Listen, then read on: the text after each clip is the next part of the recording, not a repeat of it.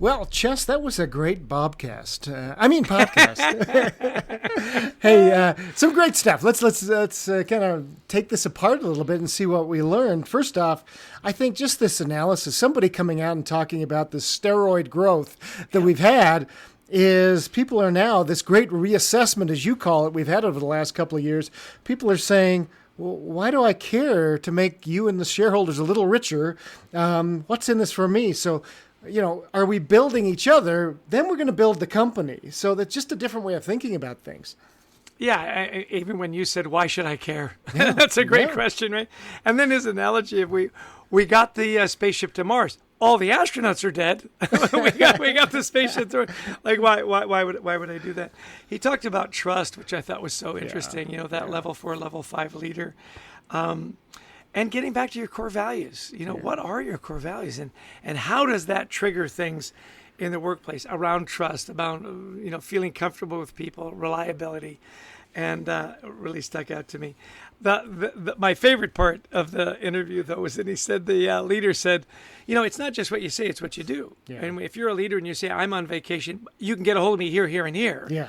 Is he really on vacation? To the guy who says, if you really need to here's my wife's cell phone number, text her, and she'll let you know what the deal is. I'm going to use that. That is beyond genius. I think that is genius. Yeah, no, I love that. So terrific stuff, too. And then I think, getting to this idea, Bob gave a lot of information on what leaders can do. In our book, Anxiety at Work, it was for leaders.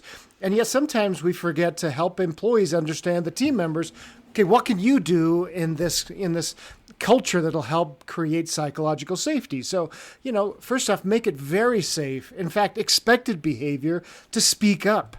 Don't hoard information. So many times we can't go on vacation because I'm the only one who knows how to do this. Right. That shouldn't go on, right? And I love this idea of find out what the most important thing is and then do that, even if you're not supposed to.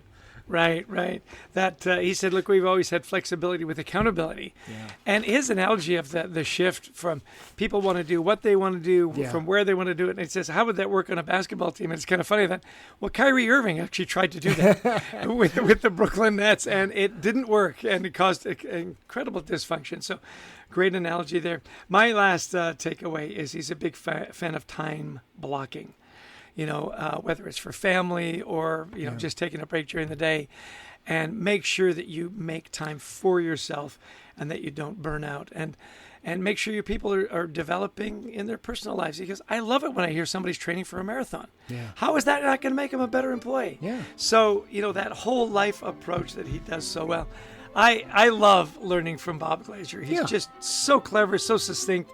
And he's funny. And there's no guile with Bob. Right. He just tells you as it is. He's going to tell you if you've got asparagus in your teeth. And he does that, so well. So we want to thank Bob for being on the show today. For all of you who've listened in, to our producer, Brent Klein, to Christy Lawrence, who helps us find amazing guests like Bob Glazer. If you like the podcast, please share it. And we'd also love you to visit our website, thecultureworks.com, for a bunch of free resources. Yeah, and buy our books, Anxiety at Work and Leading with Gratitude. We'd love to have those in your hands as well. And we love speaking to audiences all around the world, whether it's in person or virtual. I think we've presented like 45 different countries at this point. So give us a call. We'd like to talk to you and your people, whether it's culture, emotional and anxiety at work, gratitude, and building great teams.